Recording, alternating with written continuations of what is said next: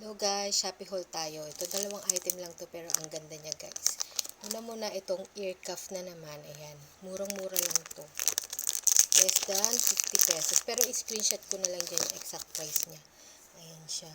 Mamaya ipakita ko sa inyo yung close-up niya.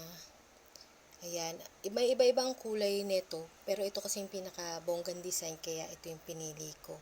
Ito siya guys, so ito kasi maraming bato kaya ito yung pinili ko. Ayan. Saka mga pastel color yung available. Magpo-provide ako dyan ng picture para may pilianan kayo. Ayan.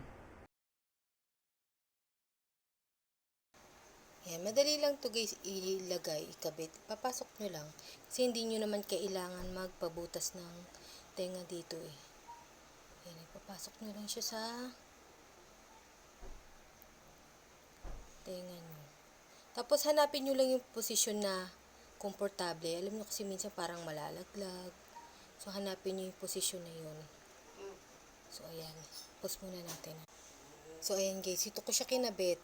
Ano siya, pwede nyo siyang medyo luwagan kasi kanina ang hirap niyang ipasok dahil medyo maliit yung pasukanan. Pero, naano naman siya na-stretch out. Ganyan.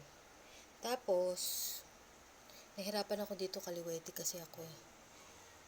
So, ayan. Papasok nyo lang. Then, ayan. Yan.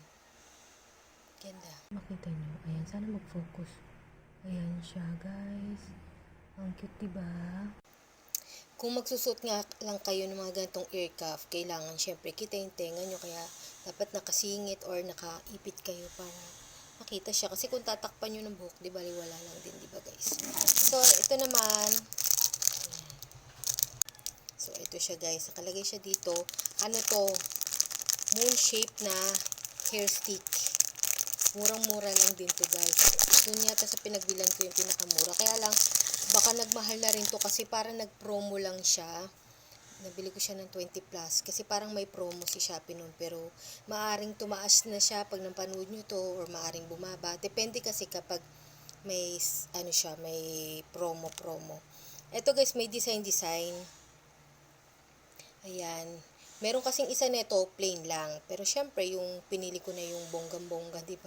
Pakita ko sa inyo yung close-up. Ito naman siya, guys. Ayan.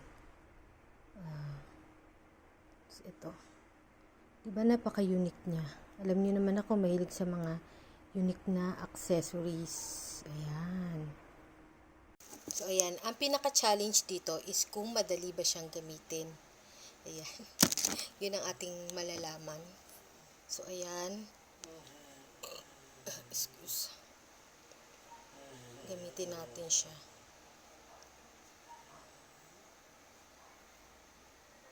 Ayan. Nalikod ako. So, igaganyan ko siya. Then, nakabaliktad yung igaganyan ko. Teka lang. One more time. First time gamitin. Kaya hindi ko pa gamay. So, ganyan.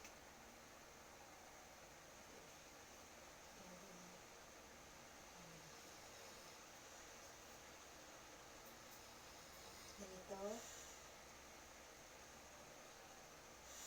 Tapos, ganyan.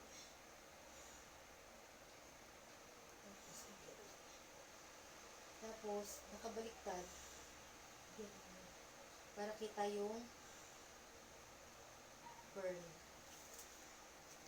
Yun nga lang, hindi ko alam kung na-gets niyo yun. Pero, kumbaga kapaan na lang siya. So, hindi ko to masasuggest sa mga baguhan sa paggamit ng hair stick. Para lang to sa mga marunong nang gumamit ng hair stick. Pero, ang cute niya, guys. Kadalasan kasi pa nag-hair stick, minsan kapaan lang talaga. Ayan. So, ayan, inulit ko siya kasi may natira palang buhok dito sa baba. So, ayan.